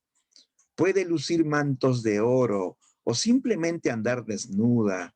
Es el ideal, le dice, ¿no? Sin embargo, el profesor de gramática le pone puntos y comas a mi inspiración y el zapatero critica mis endecasílabos, ¿no? Le estaba hablando así y el rey lo miraba, le escuchaba, pero no le entendía nada. Ya, ¿qué? ¿Qué jergas extrañas estás diciendo? Le dijo, ¿no? Suficiente, le dijo, ¿no? Y luego le dijo a sus consejeros, ¿no? Señores, ¿qué hacemos con esta rara especie humana? Le dijo, ¿no? Y viene el filósofo y le habla al oído al rey, ¿no? Y el rey dijo, buena idea. Le dijo, si quieres ganarte el pan, vas a tocar la caja de música. Te colocarás en el jardín y tocarás la caja de música. Por cada melodía acabada, un pedazo de pan. Pero eso sí, nada de poesía. Te mantienes con la boca cerrada, ¿no? Si no, te mueres de hambre, le dijo. ¿Y cómo creen que se sintió el poeta? Ojo que el poeta tiene su ego, ¿ah? ¿Sí o no? Los poetas tienen su ego, se siente una gentita especial, ¿sí o no? Claro, los poetas tienen su ego, ¿no? Ellos se alucinan semidioses olímpicos, ¿no? Claro. Y decirle, pues, nada de poesía, boca cerrada o te mueres de hambre, ¿no? Toca la caja de música, era reducirlo, pues, ¿no? Darle vuelta a una caja de música para ganarse un pan, lo estaban reduciendo, pues, a la condición de un monito organillero, ¿no? ¿No? ¿Han visto esos monitos que hacen ciertas gracias para que le den comida? Así, pues, ¿no? Y el poeta se sintió, pues, eh, marginado, despreciado, ¿no? Pero no le quedó de otra. En su mente se dijo, ¿qué me queda? Hay que llenar el estómago, dijo, ¿no? Y lo colocaron fuera de la corte en un patio interior donde había pues jardines, había un estanque, había una pileta, había un patio, donde él comenzó a darle cuerda a la caja de música, ¿no? Y el rey se paseaba escuchando, ¿ya? Era una melodía que siempre se repetía, era una melodía monótona, rutinaria, aburrida, porque todos los días lo mismo, pues, ¿no? Y cada vez que terminaba la melodía, le metían un pan en la boca al poeta, ¿no? Y nuevamente la rutina, ¿no? Y otro pan en la boca. Y así los grandes poemas quedaron congelados en su memoria. Los grandes versos quedaron en el olvido, ¿no? Y el poeta se ganaba el pan tocando la caja de música, ¿no? Hasta que llegó el invierno crudo. El rey abrigó a los cisnes, a los pavos reales, a los gorriones y se olvidó del poeta. Lo dejó fuera del palacio, ¿ya? Y el frío era pues intenso, ¿no? Dice que el viento soplaba, el viento lo azotaba, le mordía las carnes y luego caía la nieve y lo iba cubriendo al poeta. El poeta movía la caja de música, el manubrio, ¿no? Con más velocidad para calentarse, ¿no? Y rogaba al cielo para que salga el sol, ¿no? Y acabe con el frío. Y mientras el poeta se moría de frío y la nieve lo iba cubriendo, dentro había una gran celebración, un gran banquete, muchos brindis y aplausos, muchas risas, y afuera el poeta muriéndose de frío. Alguien se asoma por un ventanón, dicen, ¿qué es eso que está allá afuera? ¿Es acaso un hombre de nieve? Era el poeta que estaba todo cubierto de nieve y seguía moviendo el manubrio, ¿no? Al amanecer, cuando los cortesanos salen de la gran celebración, encontraron al poeta tirado en el suelo, todo cubierto de nieve, con el manubrio en la mano y una sonrisa amarga. El frío lo había matado. El frío lo había reducido a la condición de un pobre diablo que murió congelado, ¿no? Este es un poema de final, pues triste, trágico, ¿sí o no? Muy conmovedor el final, ¿no? El poeta murió de frío, fuera de un palacio donde había una fiesta, ¿no? Aquí hay una simbolización clara de la situación del artista. ¿Qué representa este poeta que murió de frío? ¿Ah? ¿Qué dicen, chicos? ¿Qué representa este poeta que muere de frío?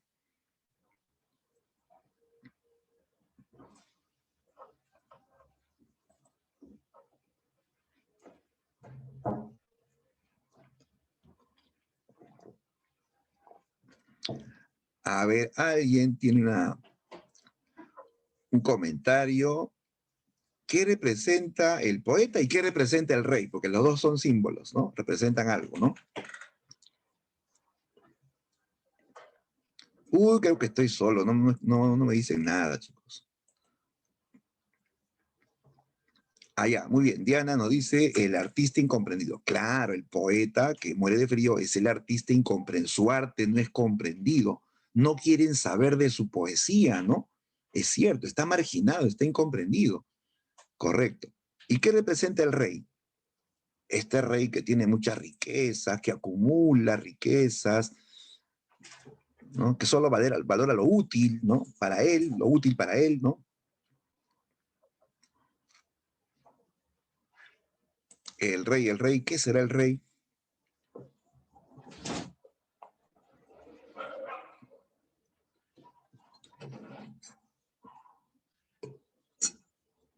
¿Quién margina, quién no comprende al artista? El burgués. Ah, su fuerte, el burgués ignorante. Ah, lo dijiste con todas sus palabras, es cierto, Aarón. Hay gente que tiene mucha plata, pero no tiene cultura. ¿Y saben? Puede tener mucha plata, pero si no tiene cultura, no tiene, digamos, no asegura su felicidad, no. Hay gente que tiene mucho dinero, pero como no tiene educación, no tiene cultura, no les va bien, ¿eh? No les va bien en la vida familiar, en la vida personal, ¿no? Eso lo he visto muchas veces, chicos. ¿Ya? Entonces, aquí hay una crítica, pues, a esa sociedad utilitaria, puramente materialista, que no comprende el arte, ¿ya? Esa es la idea de este cuento. La misma idea, pero con otra historia, ¿ya? Con otra historia, es este cuento, El sátiro sordo. Y este es un cuento ya más mitológico, ¿no? Más mitológico. Por tanto, es exótico, porque nos lleva a esa cultura antigua de los griegos, de esos personajes míticos, ¿no? El sátiro sordo. Está también dentro del libro Azula, es parte de la colección de cuentos de Azul. A ver, tú sabes que un sátiro es un ser mítico que tiene apariencia de humano y apariencia de cabra, ¿no? Así un híbrido, ¿no? Es un híbrido, una mezcla, patas de cabra, cuernos, pero aspecto humano. Bueno, este cuento nos habla de un sátiro que era pues algo así como el rey de un bosque, ¿no? Él gobernaba un bosque. Los dioses le dieron ese título. Este será tu bosque. Aquí vivirás feliz, ¿no? Sé un bribón feliz. Canta, baila, le dicen. Persigue a las ninfas, ámalas, sé feliz. Pero nunca te atrevas a escalar el monte Olimpo, que es el hogar de los dioses, ¿no? Y así el sátiro se convirtió en el rey de este bosque, vivía rodeado de ninfas, de náyades, de faunos, de otros sátiros como él, ¿no? Que hacían grandes fiestas, pero fiestas así pues desenfrenadas, fiestas orgiásticas, ¿no? al sonar de las flautas y los tambores y bebiendo vino, ¿no? Celebraba el sátiro y su corte, ¿no? Hasta que un día el sátiro salió del bosque y comenzó a subir el monte Olimpo, que le habían prohibido. Subió al Olimpo, entró al templo de Apolo, en el momento en que el dios Apolo estaba tañendo la lira para todos los dioses. Ahí estaban pues los dioses y las diosas, Afrodita, Atenea, Hera, Diana, Zeus, Apolo, Mercurio, todos los dioses, ¿no? Tú sabes que los dioses pues son atléticos, de espléndido físico, las diosas bellísimas, ¿no? Y entra pues el sátiro así todo feo, con sus patas de cabra, sus cuernos, ¿no? Violando la ley, ¿no? De no entrar al hogar de los dioses. Entonces Apolo se enoja y lo castiga.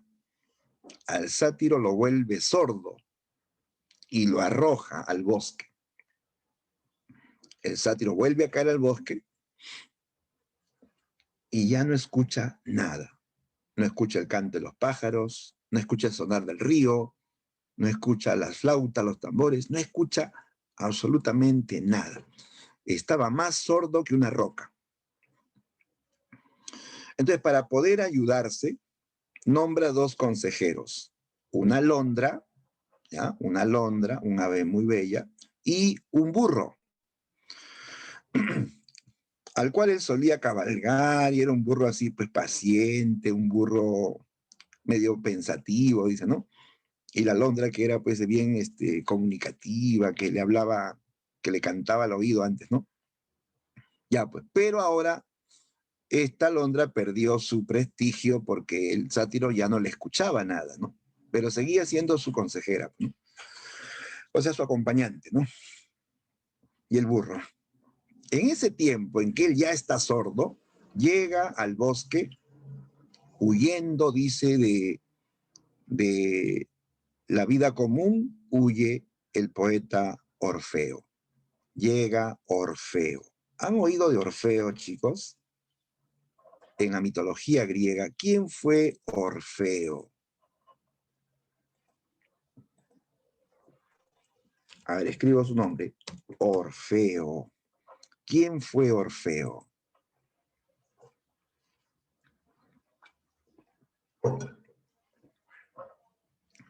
¿Han visto El narrador de cuentos? Bueno, eso era de mi generación. Pues. ¿Habrán visto? Creo que sí, han visto algunos en YouTube, han visto El narrador de cuentos. A él le gustaba rescatar esas historias míticas, pues, ¿no? Una de ellas fue Orfeo, ¿no? A ver, ¿alguien recuerda a Orfeo? ¿Han oído de él? ¿Sí o no? Así sinceramente, pues chicos, nadie se va a molestar aquí, ¿no? Porque la mitología es inmensa, pues, ¿no? El hijo de Apolo, ¿ya? Ahora, ¿cuál era su característica? Que de... Ajá, muy bien, pareja de Eurídice. Ajá, esa es la historia, ¿no? Orfeo y Eurídice. Sí, pues, ¿no? Esa es la famosa historia. Claro, Orfeo tocaba la lira, él tocaba y cantaba, ¿no? Dice que cuando cantaba tocando su lira, él podía amansar bestias salvajes. Su canto era tan hermoso que podía amansar a las bestias salvajes. Y hasta pudo conmover al mismísimo Hades, al dios del infierno, ¿no? Y ahí se arma la historia de Eurídice, pues su amada, que él la perdió, ¿no? Su amada murió raptada por un centauro, y él sufre por su amada, que se fue al inframundo, que se murió, y él va al rescate, ¿no? Él va al rescate. Se presenta ante la reina Perséfone, que es la esposa de Hades, ante los dos, pues, ¿no? Le ruega por su amada, y dice, no, es imposible, ella ya murió, ella no puede volver al mundo de los vivos, pero él comienza a tocar la lira, comienza a cantar para conmoverlos. Dice que tocó como los dioses al punto que ambos se conmovieron, sobre todo la reina, ¿no? Perséfone, ¿no? Casi llora con esa melodía, dice, ¿no? Y ella aceptó y convenció a Hades también para que acepte devolverle a su armada Eurídice. Y Hades le dijo, llévatela, vuelvan a la vida, subirán hasta la superficie, ella irá detrás de ti, pero si volteas, significa que has perdido la esperanza y la perderás para siempre, ¿no? Y así comenzaron a subir Orfeo y Eurídice, ¿no? Hacia la superficie de la tierra. Ya estaban a punto de llegar, ya se veía la luz, ¿no? Cuando de pronto él él tiene duda de que ella está detrás, pierde la esperanza, pierde la fe, ¿no? Y voltea para ver si estaba. Y sí estaba, y estaba detrás, ¿ah? Pero por perder la fe, él la pierde para siempre, ¿no? Ella retrocede y se queda en el inframundo para siempre, ¿no? Desde entonces Orfeo fue el hombre más triste de la tierra, ¿no? Porque perdió para siempre a su amada Eurídice, por perder la esperanza, ¿no? Bien, entonces, ese personaje mítico aparece en este cuento, ¿ya? Bueno, aquí está antes que tenga esta historia con Eurídice, ¿ya? Esto es antes. Dice que Orfeo, huyendo de la vida común de los hombres, llegó a este bosque. Y ve pues la gran fiesta, ¿no? Del sátiro con todo su corte de faunos, de ninfas, de náyades. Y ve al sátiro sentado en su trono, ¿no? Y Orfeo se le acerca, ¿no? Se presenta, ¿no? Dice, mi nombre es Orfeo, soy poeta, le dice, ¿no?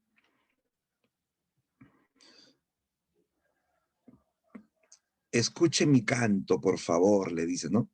Y si le place, permítame unirme a su alegre grupo y vivir en este bosque. Y el sátiro lo miraba serio, porque no escuchaba nada, ¿no? Y Orfeo comenzó a tañer la lira y comenzó a cantar sobre los dioses, sobre la magia de la naturaleza, ¿no? Dice que todas las ninfas y sátiros y faunos que estaban danzando, bebiendo, cantando, se quedaron quietos, voltearon para ver, para escuchar, ¿no? Dice que la melodía era tan hermosa que todos quedaron como hechizados, fascinados. Las ninfas comenzaron a gritar, comenzaron a enamorarse de él.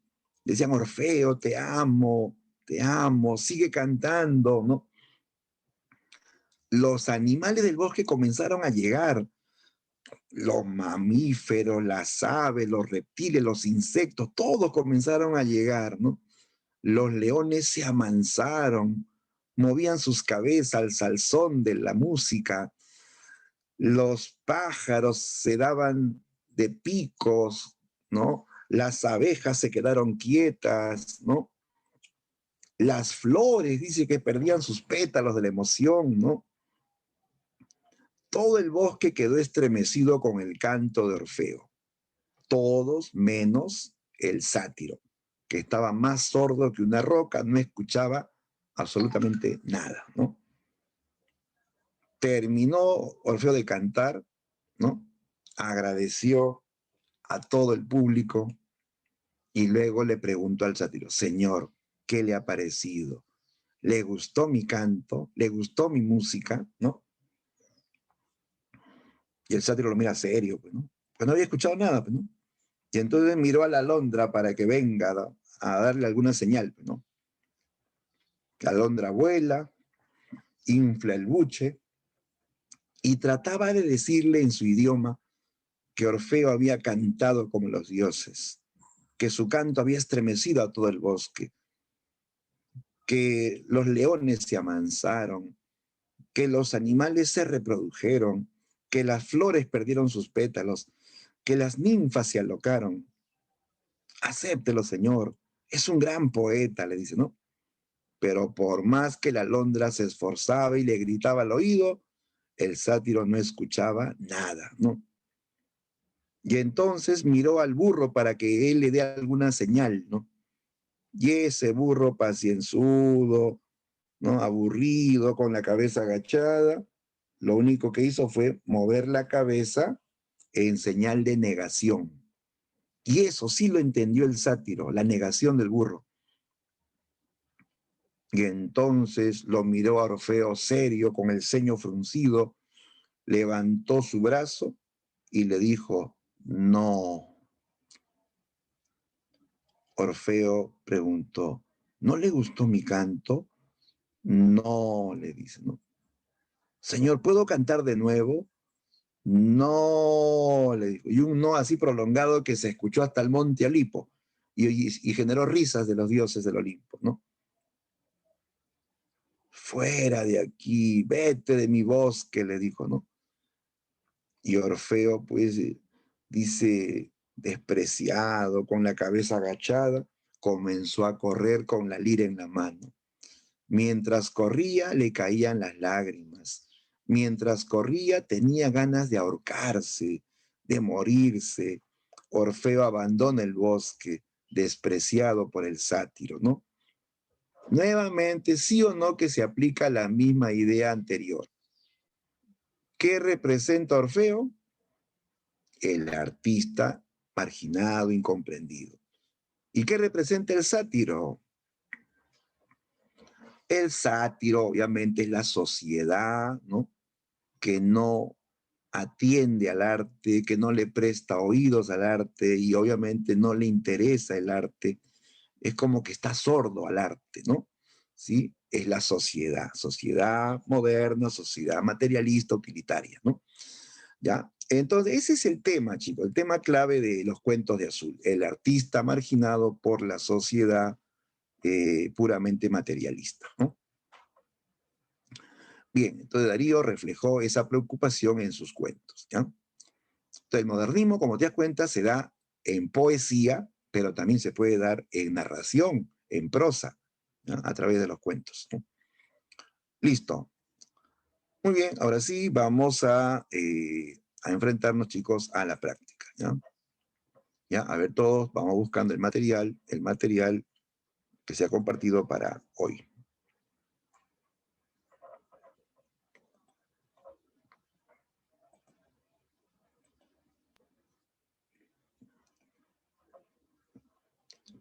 Ya, ajá, ahí está.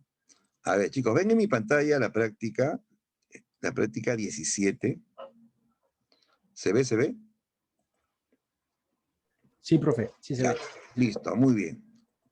Ya, entonces vamos a resolver, ¿ya? Vamos a resolver. Ya, ya, la primera pregunta es un fragmento del cuento El Rey Burgués, que ya lo hemos comentado. A ver, vamos a resolver la pregunta. Dice, el rey interrumpió, ya habéis oído, ¿qué hacer? Y un filósofo al uso, si lo permitís, señor, puede ganarse la comida con una caja de música. Podemos colocarle en el jardín cerca de los cisnes para cuando paseéis. Sí, dijo el rey, y dirigiéndose al poeta, daréis vueltas a un manubrio, cerraréis la boca, haréis sonar una caja de música que toca valses, cuadrillas y galopas. Como no prefiráis, moriros de hambre. Pieza de música por pedazo de pan. Nada de jerigonzas ni de ideales. It, ¿no? A partir del extracto anterior perteneciente al Rey Burgués, uno de los cuentos de Azul de Rubén Darío, se puede afirmar que durante el periodo del modernismo, el artista, ¿qué pasa con el artista? A ver, ¿cuál es tu clave? ¿No? Y según el texto, ¿no? ¿Qué hace el rey con el artista, ¿no? Con el poeta, ¿no?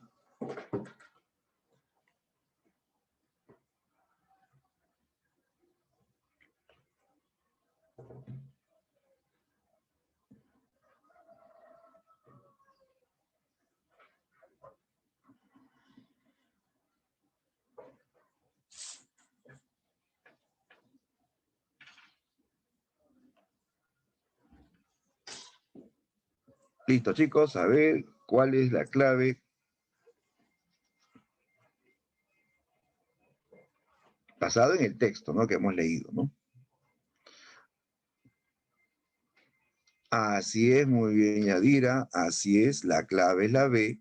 Claro, aquí vemos que el rey condena al poeta a tocar la caja de música para ganarse un pan, pero no quiere saber de su poesía, nada de jerigonzas, nada de ideales, nada de poesía, ¿no? Entonces el poeta se siente marginado, pues, ¿no? Muy bien, la respuesta es la B, ya, 1B. 2. Dice, marque la alternativa que completa correctamente el siguiente enunciado. El sincretismo, característica del modernismo, consistió en... ¿Qué era sincretismo? A ver.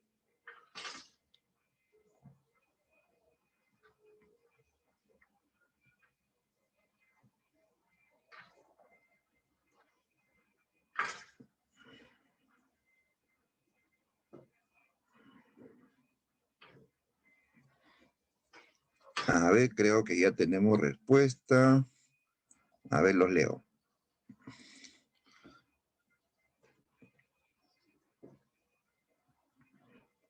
Ya, Yadira ya nos dio su clave. Y lo demás, creo que estoy solo con Yadira. ¿Cómo es esto, chicos?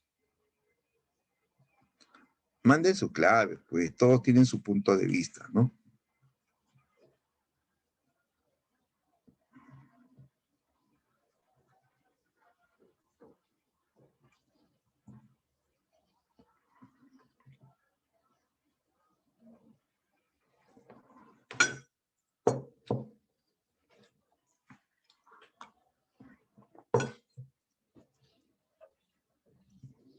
A ver, ¿qué dicen, chicos? ¿Será la C o no? ¿Confirman o contradicen? ¿Qué dicen?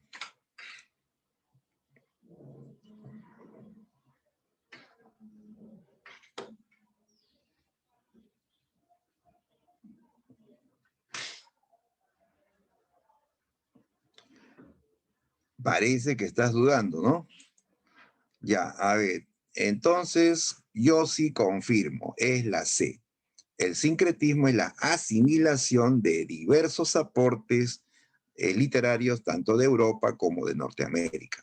Claro, la idea de mezclar simbolismo, parnasianismo, romanticismo, ¿no? Decadentismo, ¿no? Eso es sincretismo. Asimilar, combinar diferentes aportes, ¿no? Ya, eso es sincretismo. Clave C.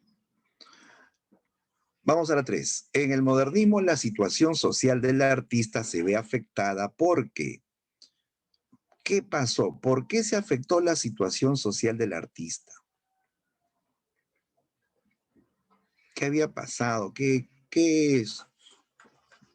sucede, ¿no? En la sociedad, en el contexto, ¿no?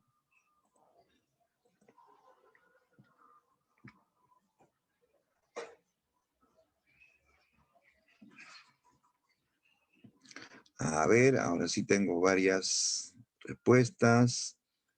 Kevin nos dice la C, Yadira también dijo la C, ¿no? A ver, ¿será o no? La C dice, su obra se transforma en mercancía y deja de ser protegido por el mecenazgo. Claro, eso es algo que sucedió pues, en esa época, ¿no? Por el impacto del capitalismo, una sociedad de mercado, el arte se vuelve mercancía. En realidad todo se vuelve mercancía, ¿no? La sociedad ve todo como mercancía que se tiene que vender, que ofrecer, ¿no? Y eso afecta al artista, ¿no? Porque el artista va a ofrecer su obra, pero no va a ser aceptado, ¿no? Correcto, clave C. Muy bien. 4. Señale el enunciado que define mejor al modernismo. A ver. ¿Cuál de estos define mejor al modernismo?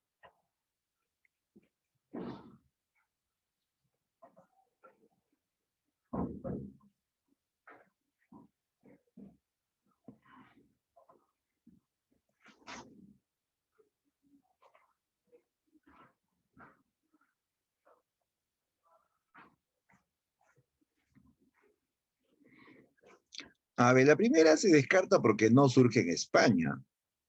Esto no es cierto, no surge en España. A ver, ya mandaste tu clave. A ver. Mm,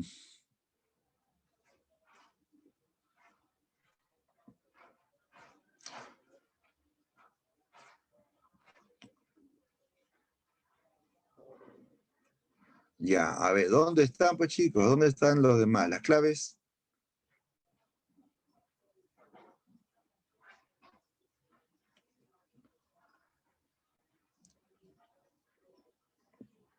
Sí, ¿no? La clave es claro, correcto, muy bien, Kevin, correcto, yo diría la D, ¿no? La C, perdón, ¿no? La C. Es un movimiento artístico y estético que surge en América. Así de simple, ¿no?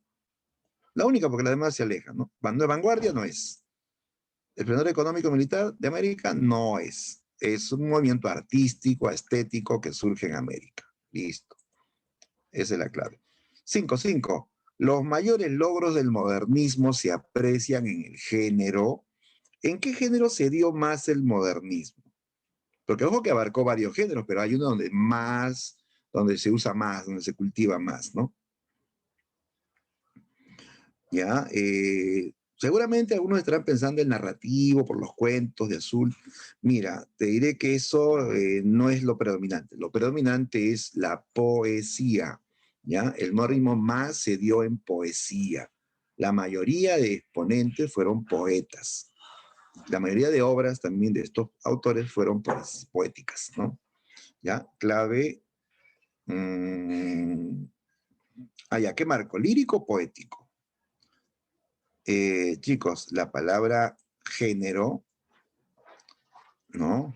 Nos ofrece épico, lírico, dramático, ensayo, ¿no? El término preciso es lírico, ¿ya?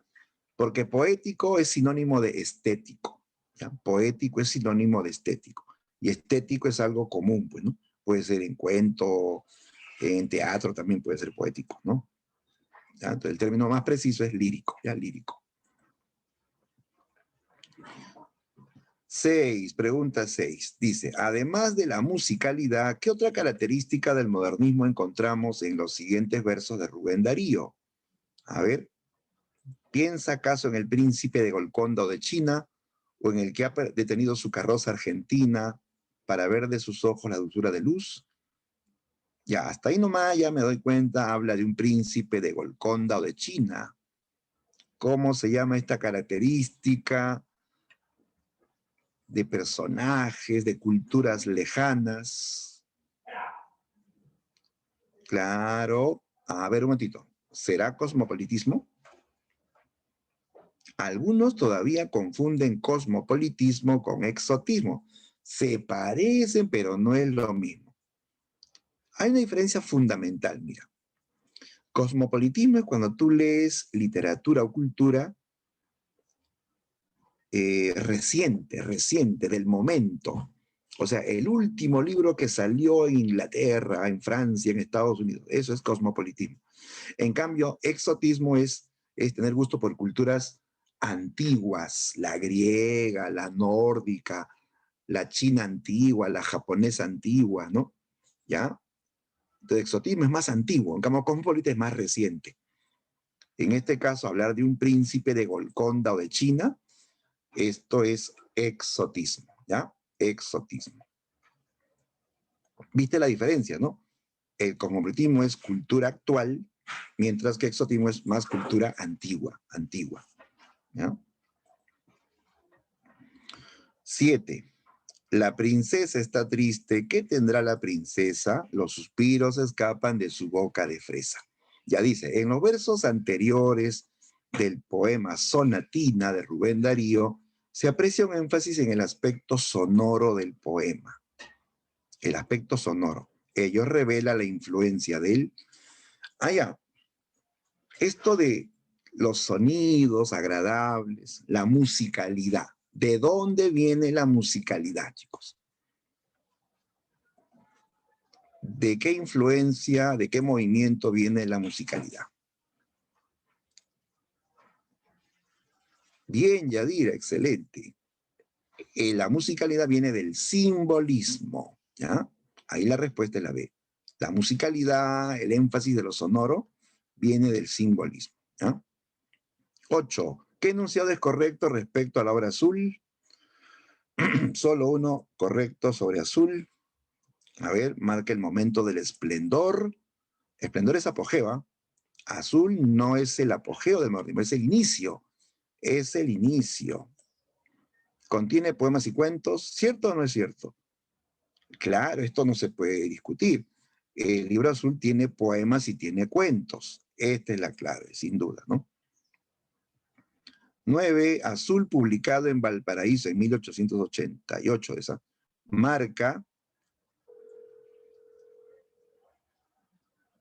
el inicio. Este es el inicio, la inauguración, ¿no? Listo, listo. Y la 10 para cerrar la práctica. Elija afirmaciones compatibles con el modernismo. Uno de los iniciadores es Pablo Neruda. No, Neruda viene después y él es vanguardista. Viene después, ya en la vanguardia, ¿no? Neruda no pertenece al modernismo inicial. Gusto por lo sensitivo, lo sensual. Claro, como esta poesía tiene muchos adornos, tiene musicalidad, tiene colorido, tiene palabras lujosas, eso hace que impresione nuestros sentidos, nuestra visión, nuestros oídos. Y hay sensualidad, ¿no? Hay un cierto tono erótico, ¿no? Cierto también. Atracción por la musicalidad y el colorido. Claro, ya lo dijimos, ¿no? Por eso es sensorial, ¿no? Carácter elitista. Elitista es que es para una minoría, para un grupo selecto.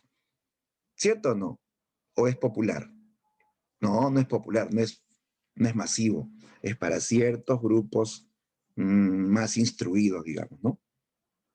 Es cierto, es elitista, es aristocrático.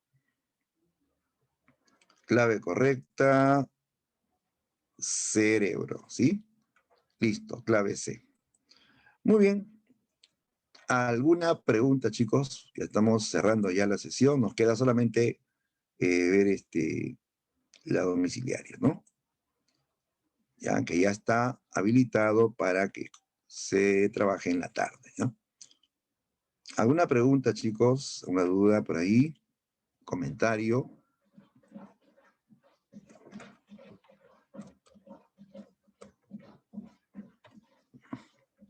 Nada, todo claro.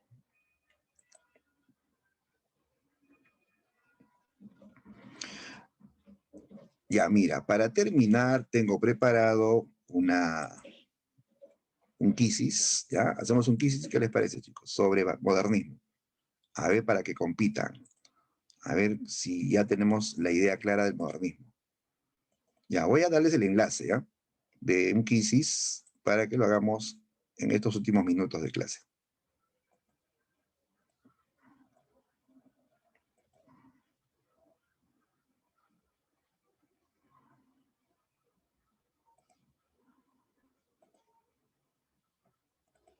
A ver, unos segundos y pego el enlace.